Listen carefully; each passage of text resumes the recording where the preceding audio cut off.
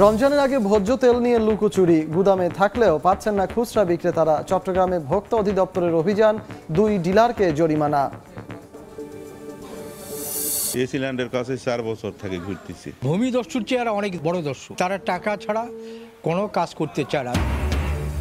পদে পদে ভোগান্তি, টাকা ছাড়া নড়ে না ফাইল, অনিয়মের আখড়া নওগাঁর ভূমি অফিস। দৃষ্টান্তমূলক সাজার নজির না থাকায় বেপরোয়া দুর্নীতির দুষ্টু চক্র।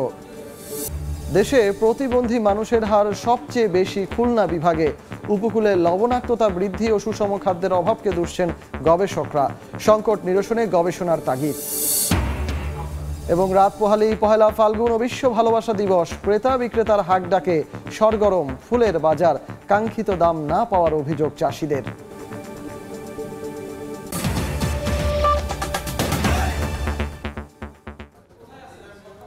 বাংলা সময় সঙ্গে আছি আমি সজল মিত্র রিচার্ড। রমজানের আগে ভোজ্য তেল নিয়ে লুকোচুরি গুদামে পর্যাপ্ত থাকলেও পাচ্ছেন না খুচরা বিক্রেতারা। এই অবস্থায় চট্টগ্রামের খাতুনগঞ্জের পাইকারি বাজারে অভিযান চালিয়েছে ভোক্তা অধিকার সংরক্ষণ অধিদপ্তর। কাগজপত্র না থাকায় জরিমানা করা হয়েছে 2 ডিলারকে। অর্ডার আছে আর আপনার 2 লিটারই আছে 820-এর, কিন্তু আমি গোড়া চাকতা এবং খাতুনগঞ্জ মিলিয়ে পাচ্ছি না। কয়েক দফায় ডিলারের কাছে গিয়েও ভোজ্য তেল না পাওয়ায় ক্ষুব্ধ এই খুচরা বিক্রেতা। তার অভিযোগ, গুদাম ভর্তি তেল থাকলেও লুকোচুরি করছে ডিলাররা। আর ক্রেতাদের অভিযোগ, রমজান সামনে রেখে নানা ব্র্যান্ডের প্যাকেট ও বোতলজাত তেল মজুত করে বাজারে সংকট তৈরি করা হচ্ছে। চট্টগ্রামে ভোজ্য তেলের পাইকারি বাজার খাতুনগঞ্জে সকালে অভিযান চালায় জাতীয় ভোক্তা অধিকার সংরক্ষণ অধিদপ্তর। কাগজপত্র যাচাই বাছাই করে মজুতের প্রমাণ পাওয়ায় 2 ডিলারকে 70,000 টাকা জরিমানা করা হয়। পাওয়া যায় 13,000 লিটার তেল। গায়ের রেট থেকে তারা আমাদের থেকে 2 টাকা 3 টাকা বাড়তি নেই, আরো তারপরে তেল দেয় না। সংকট কোনটা? ওই প্যাকেট জার যেটা সোয়াবিন, এটাই। কোম্পানির সাথে কথা বলে আমরা জানতে পারলাম কোম্পানি 1300 কার্টুন তেল ওনাকে সরবরাহ করেছে। 200 কার্টুন হয়তো ওনার হিসেবে সরবরাহ হয়ে থাকতে পারে, যদি ডকুমেন্ট নাও দেখাতে পারে এখন, কিন্তু বাদবাকি আরও 400 কার্টুনের হিসেব কোথায় নাই। তার মানে এটা উনি গোপন করে রাখছে, কারচুপি করতেছে। অভিযুক্ত দোকান মালিক বলছেন, কাগজপত্র না থাকাতেই তাকে জরিমানা করা হয়েছে। কোম্পানি যেটা প্রাইস ওই রেটেই মাল ডেলিভারি করেছে, কিন্তু ডকুমেন্টেশন আমি ওদেরকে উপস্থাপন করতে পারি না, এই জন্য আমাকে জরিমানা করে দিতেছে। ওরা বলতেছে যে আপনার মাল, ওদের মাল আসতেছে, পাইপলাইনের মাল আছে, এটা প্রসেসিং হবে, সময় লাগবে। ওরা বলতেছে 15-16 তারিখে পরে ওরা মাল দিবে। অভিযানে বেশ কয়েকটি দোকানে অভিযান চালিয়ে সতর্ক করা হয় ডিলারদের। শফিকুল আলম, সময় সংবাদ, চট্টগ্রাম। বছরের পর বছর যায় কিন্তু কমেনি নওগাঁর ভূমি অফিসের বিড়ম্বনা। খাজনা খারিজ থেকে শুরু করে সব ধরনের সেবা পেতে জিম্মি থাকতে হয় প্রভাবশালী দালাল চক্রের কাছে। ভুক্তভোগীদের অভিযোগ, পদে পদে লাগে টাকা, না হলে আটকে থাকে ফাইল। জেলা প্রশাসক বলছেন, হয়রানি ও দালাল মুক্ত করতে ভূমি অফিসে বাড়ানো হয়েছে নজরদারি। কমিশনার ওখানে উনি আবার কাটে দিলে এসিল্যান্ড স্যারের কাছে বিচারের জন্য। এসিল্যান্ডের কাছে 4 বছর থেকে ঘুরতেছি। 2009 সালে ভূমি সেবা নেওয়ার আবেদন করা নওগাঁ সদর উপজেলার আবু তালেবের ভোগান্তির এ দীর্ঘশ্বাস শুধু তার একার নয়। সেবা নিতে আসা একাধিক ভুক্তভোগী ভূমি অফিসের নানা অনিয়ম আর অব্যবস্থাপনার শিকার হয়ে ঘুরছেন দিনের পর দিন। অভিযোগ রয়েছে, অফিস কর্মকর্তাদের নিয়োজিত দালালের বাইরে কাগজ জমা দিলেই অন্তহীন সমস্যায় ফাইল চাপা থাকে দিনের পর দিন। ভুক্তভোগীদের অভিযোগ, সার্ভার জটিলতা সহ নানা সমস্যা দেখিয়ে বাড়তি অর্থ না দিলে মেলে না কোনো সেবা। তারা টাকা ছাড়া কোনো কাজ করতে চায় না এবং বিভিন্ন অজুহাত দেখায়। প্রত্যেকটা ভূমি অফিসকে জিম্মি করে সাধারণ মানুষের কাছ থেকে অনৈতিকভাবে এবং ভয়ভীতি প্রদর্শন করে ব্যাপক হারে টাকা আত্মসাৎ করে। তবে সেবা গ্রহীতাদের কোনো হয়রানি করা হচ্ছে না দাবি ভূমি কর্মকর্তাদের। আবেদন করবে, মিউটেশন হয়ে যাচ্ছে, বাইরে থেকে আপনার আবেদন করলেন, আবার খাজনারও আবেদন করতে হচ্ছে না, এখন অটো হয়ে যাচ্ছে সব। জেলা প্রশাসক বলছেন, হয়রানি ও দালাল মুক্ত করতে ভূমি অফিসে বাড়ানো হয়েছে নজরদারি। ভূমি কর্মকর্তাদের নিকট, ইউনিয়ন ভূমি অফিসগুলোতে কাউরের কাছে বিন্দুমাত্র কোনো অন্যায় সুবিধা দিয়ে কাজ করার কোনো সুযোগ নেই। অফিস সূত্র জানায়, জেলার 99টি ইউনিয়নে ভূমি সেবার অফিস রয়েছে 61টি। আর বিগত অর্থবছরে ভূমি সেবা খাত থেকে প্রায় 13.5 কোটি টাকা রাজস্ব আদায় করেছে সরকার। এমআর রকি, সময় সংবাদ, নওগাঁ। মিয়ানমারে খাদ্যশস্যের চোরাচালান প্রতিরোধে আইন শৃঙ্খলা বাহিনীকে কঠোর থাকার নির্দেশ দিয়েছেন খাদ্য উপদেষ্টা আলী ইমাম মজুমদার। দুপুরে কক্সবাজার জেলা প্রশাসক কার্যালয়ে এক সভা শেষে সাংবাদিকদের কাছে এ নির্দেশনার কথা জানান তিনি। রমজানে খাদ্যদ্রব্যের দাম সহনশীল রাখার বিষয়ে সরকার পদক্ষেপ নিচ্ছে বলেও জানান তিনি।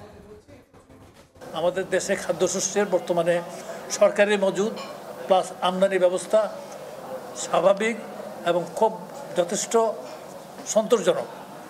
ইনশাল্লাহ আমাদের যদি বড় ফসল বড় রকম করে প্রাকৃতিক দুর্যোগে ক্ষতিগ্রস্ত না হয়, তাহলে চাল নিয়ে যে কিছুটা সমস্যার সৃষ্টি হয়েছিল সেটা কেটে যাবে এবং দামও সহনশীল পর্যায়ে থাকবে। মৌখিকভাবে নয় বরং রাজনৈতিক ও বিচারিক প্রক্রিয়ায় আওয়ামী লীগ নিষিদ্ধের পক্ষে জাতীয় নাগরিক কমিটি। বিকেলে সিলেটে ফ্যাসিবাদী ব্যবস্থার বিলোপ ও নতুন রাজনৈতিক বন্দোবস্ত বাস্তবায়নের লক্ষ্যে প্রতিনিধি সভা শেষে একথা জানান সংগঠনটির মুখপাত্র সামান্তা শারমিন। নতুন রাজনৈতিক দলের আত্মপ্রকাশ শুধু নির্বাচনের জন্য নয় বরং রাষ্ট্রের কল্যাণে জন আকাঙ্ক্ষা ও দাবি পূরণের জন্য কাজ করবে বলেও জানান তিনি। জাতীয় নাগরিক কমিটি সিলেটের আহ্বায়ক ডাক্তার হুসাইন আহমেদের সভাপতিত্বে অনুষ্ঠানে বক্তব্য রাখেন 24-এর অভ্যুত্থানে আহত বিপ্লবীরা। শেখ হাসিনাকে খুনি এবং ফ্যাসিস্ট আকারে বিচার করা হোক, শেখ হাসিনার যে দল আওয়ামী লীগ সেটাকেও দল হিসেবে বিচার করা হোক এবং আওয়ামী লীগের সাথে সংশ্লিষ্ট সকল ব্যক্তিবর্গের যদি কোনো অপরাধ থেকে থাকে তারও বিচার করা হোক। শুধুমাত্র মুখের কথায় আর কোনো হঠকারীভাবে নিষিদ্ধের পক্ষে আমরা না, একে বিচারিক প্রক্রিয়ার মাধ্যমে আসলে ওই প্রক্রিয়া আমাদের যেতে হবে। দেশের সর্বোচ্চ সংখ্যায় প্রতিবন্ধী মানুষের বাস খুলনা জেলায়, আর সংখ্যা ও শতকরা হারে দেশের সবচেয়ে বেশি বিশেষ চাহিদা সম্পন্ন মানুষও এই বিভাগের। সংশ্লিষ্টরা বলছেন লবণাক্ততা বৃদ্ধি, সুষম খাদ্যের অভাব সহ নানা কারণে এই অঞ্চলে বাড়ছে প্রতিবন্ধী মানুষের সংখ্যা। 18 বছর বয়সী সালমান রহমান বয়সে তরুণ হলেও তার আচরণ শিশুর মতো। মায়ের হাত ধরে আসছেন বিশেষ শিশুদের স্কুলে। প্রতিবন্ধকতা থাকলেও ছেলেকে নিয়ে ভালো কিছু করার স্বপ্ন দেখছেন মা। ও কিছুটা লেখাপড়া শিখছে, কিছু অক্ষর জ্ঞান ওর এখন হয়েছে। আমরা চিন্তা করছি যে ভবিষ্যতে ওকে কম্পিউটারাইজ কিছু প্রশিক্ষণ দেওয়ার জন্য, যাতে ওইটা নিয়ে ও কিছু করতে পারে। পরিসংখ্যান ব্যুরোর তথ্য মতে সারা দেশে 23,61,000 প্রতিবন্ধীর মধ্যে খুলনা বিভাগে রয়েছে 3,08,185 জন। এর মধ্যে সর্বোচ্চ খুলনা জেলায় 48,145 জন প্রতিবন্ধী আছেন, যার সংখ্যা ও শতকরা হিসেবে দেশের সর্বোচ্চ। খুলনা জেলার প্রতিবন্ধী ব্যক্তির সংখ্যা 48,145। পার্সেন্টেজ আকারে আমরা যদি বলি এটা 1.84%। সংশ্লিষ্টরা বলছেন দক্ষিণ পশ্চিমাঞ্চলের লবণাক্ততা ও গর্ভবতীদের সুষম খাদ্যের অভাবে সন্তান প্রতিবন্ধী হওয়ার আশঙ্কা বেশি থাকে। মানুষের স্বাস্থ্যের ওপর বিরূপ প্রভাব নিরসনে প্রকল্প প্রণয়ন ও আরও গবেষণা প্রয়োজন বলে মনে করছেন তারা। অনেক সময় দেখা যায় যে আমরা সুষম খাদ্য আমাদের এই এলাকার মানুষ গ্রহণ করতে পারে না, ঠিকমতো বেড়ে ওঠার ক্ষেত্রে সেটা অন্তরায় করতে পারে। গবেষণা থাকলে আসলে আমাদের জন্য আরো বেটার হবে, আমরা সেইভাবে এগোতে পারবো।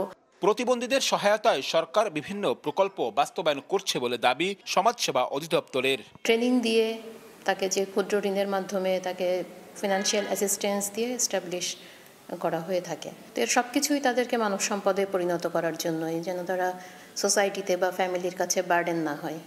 পরিসংখ্যান ব্যুরোর তথ্য মতে খুলনায় প্রতিবন্ধীর সংখ্যা মোট জনসংখ্যার 1.84%। নানা চ্যালেঞ্জ আর সামাজিক প্রতিবন্ধকতার মধ্যেই বেড়ে উঠছে এসব শিশুরা। আপনার আমার একটু সহযোগিতা পেলেই এরাই হয়ে উঠতে পারে দেশের মানব সম্পদ।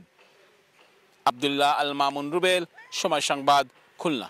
আমের ঘোষণায় অতিরিক্ত শুল্ক পরিশোধের পাশাপাশি জরিমানা দিয়ে মাত্র এক সপ্তাহে 36টি গাড়ি ছাড় করে নিয়েছেন আমদানিকারকরা। এতে সরকার রাজস্ব পেয়েছে 10 কোটি টাকার বেশি। এছাড়া আরও 14টি গাড়ি ছাড় করানোর আবেদন জমা পড়েছে চট্টগ্রাম কাস্টমসের কাছে। সাখাওয়াত চুপুর ক্যামেরায় বিস্তারিত জানাচ্ছেন কমল দে। কয়েক বছর ধরে চট্টগ্রাম বন্দরের কাজ শেডে পড়ে থাকা এসব গাড়ির মধ্যে 100টিকে নিলামে বিক্রির চূড়ান্ত সিদ্ধান্ত নিয়ে সমস্ত প্রক্রিয়া সম্পন্ন করেছিল চট্টগ্রাম কাস্টম হাউস। কিন্তু নিলাম শুরুর ঠিক আগ মুহূর্তে অতিরিক্ত শুল্ক ও জরিমানা দিয়ে 36টি গাড়ি ছাড় করে নিয়েছেন আমদানিকারকরা। নিলামের মাধ্যমে গেলে হয়তো দাম কিছু কম পেতে পারতাম, বাট যেহেতু রাজস্ব পরিশোধ করে তারা গাড়িগুলো খালাস নিয়ে যাচ্ছে, আমরা রাজস্বের দিক দিয়ে আমরা বেনিফিশিয়ারি হচ্ছি। বিদেশ থেকে আমদানি করা গাড়ি ছাড় না করে চট্টগ্রাম বন্দরের কারশেডকে আমদানিকারক প্রতিষ্ঠান শোরুম হিসেবে ব্যবহার করেন বলে অভিযোগ দীর্ঘদিনের। তবে এবার বন্দর কর্তৃপক্ষের চাপের মুখে কাস্টম হাউস নিলাম প্রক্রিয়া শুরু করলে গাড়ি ছাড় করাতে তোড়জোড় শুরু করায় টনক নড়ে আমদানিকারক প্রতিষ্ঠানগুলোর। যখন আরেকজন থার্ড পার্টি অকশন করে ডেলিভারি নিয়ে যায় তখন আসলে সে স্টোর রেন্ট দেয় না, সে কাস্টমসকে তার যে বিড ভ্যালু সেটা দেয়। টেন্ডার বা ই অকশন যেটা আমরা বলি বা লাইভে চলে যাওয়া, সেখানে চলে গেলে তখন আর তার এটা নেওয়ার কোনো সুযোগ থাকবে না, তখন সে জরিমানা দিয়েও সেটা তার নেওয়ার সুযোগ থাকবে না। ছাড় করা গাড়ির মধ্যে রয়েছে 16টি হাইব্রিড কার, 11টি মাইক্রোবাস, 8টি দামি জিপ এবং 1টি ডবল কেবিন পিকআপ। এতে রাজস্ব আদায় হয়েছে অন্তত 10 কোটি টাকা। অনেক বেশি পড়ে যাওয়ার কারণে ডিউটি এবং ইউরোপে ওখানে কিনা হিসেবে যখন যোগ করে তখন দেখি যে গাড়িটা বর্তমানে চালানোর উপযুক্ত হয় না, ওই দামে চালানো যায় না। সে যায় না বিদায় ওরা যা কিনছে সেটা লস করে অন্তত ডিউটি পেমেন্ট না করে গাড়িগুলো অকশনে দিয়ে দিচ্ছে। আমদানির 30 দিনের মধ্যে গাড়ি ছাড় করা না হলে নিলামে বিক্রির জন্য কাস্টমসের কাছে বাই পেপার হস্তান্তর করে বন্দর কর্তৃপক্ষ। নিলামের হাক ডাক শুনেই 1 সপ্তাহের মধ্যে ছাড় করে নেওয়া হয়েছে 36টি গাড়ি, আরও 14টি গাড়ি ছাড় হওয়ার অপেক্ষায় রয়েছে। তবে ছাড় হচ্ছে না দ্বাদশ সংসদের পালিয়ে যাওয়া 41 জন সংসদ সদস্যের জন্য বিদেশ থেকে আমদানি করা এসব পাজেরো গাড়ি। আর তাই শেষ পর্যন্ত এসব গাড়ি নিলামে বিক্রির সিদ্ধান্ত নিয়েছে চট্টগ্রাম কাস্টম হাউস। চট্টগ্রাম বন্দরে কারশেড থেকে কমল দে, সময় সংবাদ। দেখছেন বাংলা সময়। অবিশ্বাস্য হলেও সত্য, রেলের মতো ভারী বাহনের যন্ত্রাংশ তৈরি হচ্ছে যশোরে। শুধু তাই নয়, তৈরি হচ্ছে শিল্প কারখানায় ব্যবহৃত বিভিন্ন মেশিনের যন্ত্রাংশ। দক্ষিণের জেলায় 500 প্রতিষ্ঠানে এসব পণ্য তৈরি হওয়ায় কমছে আমদানি, সাশ্রয় হচ্ছে 600 কোটি টাকা সমমানের বৈদেশিক মুদ্রা। যশোর শহরতলির রাজারহাট রিপন ইঞ্জিনিয়ারিং ওয়ার্কশপে তৈরি হচ্ছে রেলের বিভিন্ন যন্ত্রাংশ।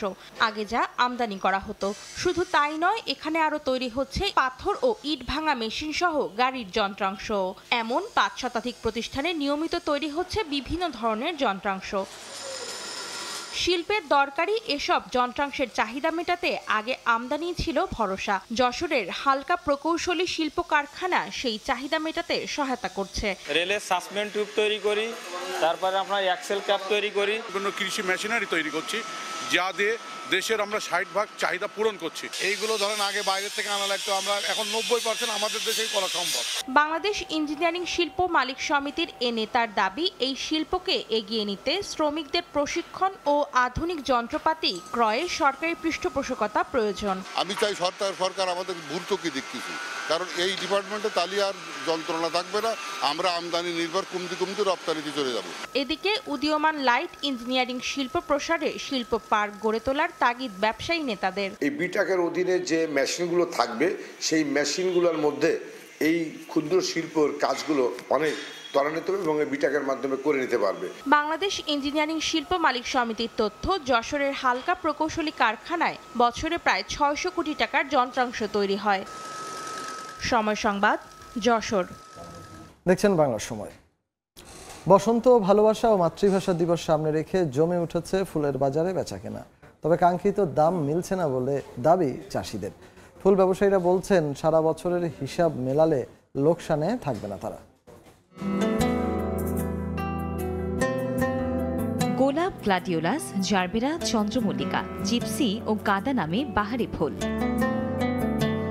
পয়লা ফাল্গুন ও বিশ্ব ভালোবাসা দিবসকে সামনে রেখে শেষ মুহূর্তের বেচাকেনায় ব্যস্ত যশোরের গদখালির ফুল চাষিরা। বৃহস্পতিবার ভোর থেকে হাঁকডাকে চলে বেচাকেনা। প্রকারভেদে প্রতি পিস ফুল বিক্রি হচ্ছে 3 টাকা থেকে 10 টাকা পর্যন্ত। জিপসি প্রতি তোলা 10 টাকা। গাঁদা ফুল প্রতি হাজার 450 টাকা দরে কিনছেন ক্রেতা। তবে কাঙ্ক্ষিত দাম মিলছে না বলে দাবি কৃষকের। সারা বছর যেটা আশা করে থাকি ভাই, 14 ফেব্রুয়ারি 21 ফেব্রুয়ারি কিভাবে বলতে পারছি না, কিন্তু 14 ফেব্রুয়ারি আমরা ফুল ধরা ভাই। 1.5 বিঘে গেল লাগাইছি, প্রায় 50-60 হাজার টাকা খরচ, মাত্র 16 হাজার টাকা ক্যাশ পাইছি। যেভাবে আমরা আশাবাদী ছিলাম যে বাজারটা খুব ভালো যাবে, কিন্তু বিভিন্ন পরিস্থিতির কারণে বাজারটা খুব খারাপ অবস্থা। বিক্রি না হলে রাস্তায় ফেলা দিয়ে যেতে হবে, এবার চাষিদের খরচের টাকা উঠছে না। ফুল ব্যবসায়ীদের দাবি নানা কারণে এবছর ফুলের দাম কম, তবে সারা বছরের হিসাব মেলালে লোকসানে থাকবেন না চাষিরা। আমাদের যে টার্গেটটা ছিল একটা বছরের এই সিজনে আমরা কত টাকার ফুল বিক্রি করবো, হয়তো আমাদের আশাটা মানে টার্গেটটা পূর্ণ হবে না, কিছুটা কম হবে আর কি দাম। এভারেজ একটা হিসাব করে দেখছি যে টোটাল বছর হিসাব করে আমার মনে হয় ইনশাল্লাহ চাষিরা ক্ষতিগ্রস্ত হবে না। এদিকে আলুর জেলাখ্যাত মুন্সিগঞ্জে জারবেরা ফুল চাষে এসেছে সফলতা। টঙ্গিবাড়ি উপজেলার পুরাপাড়া গ্রামে বাণিজ্যিকভাবে চাষ হচ্ছে নান্দনিক এই ফুল। গাছ থেকে তোলার 8 থেকে 15 দিন পর্যন্ত সতেজ থাকে জারবেরা। কনক আজাদ, সময় সংবাদ। বাংলা সময় শীর্ষ সংবাদগুলো জানিয়ে দিচ্ছি আরেকবার। রমজানের আগে ভোজ্য তেল নিয়ে লুকোচুরি, গুদামে থাকলেও পাচ্ছেন না খুচরা বিক্রেতারা। চট্টগ্রামে ভোক্তা অধিদপ্তরের অভিযান, 2 ডিলারকে জরিমানা। এসিল্যান্ডের কাছে 4 বছর থেকে ঘুরতেছি। ভূমিদস্যুর চেয়ে অনেক বড় দস্যু, তারা টাকা ছাড়া কোনো কাজ করতে চায় না। পদে পদে ভোগান্তি, টাকা ছাড়া নড়ে না ফাইল, অনিয়মের আখড়া নওগাঁর ভূমি অফিস। দৃষ্টান্তমূলক সাজার নজির না থাকায় বেপরোয়া দুর্নীতির দুষ্টু চক্র। এ ছিল বাংলা সময়ের সঙ্গে থাকুন সময়ের।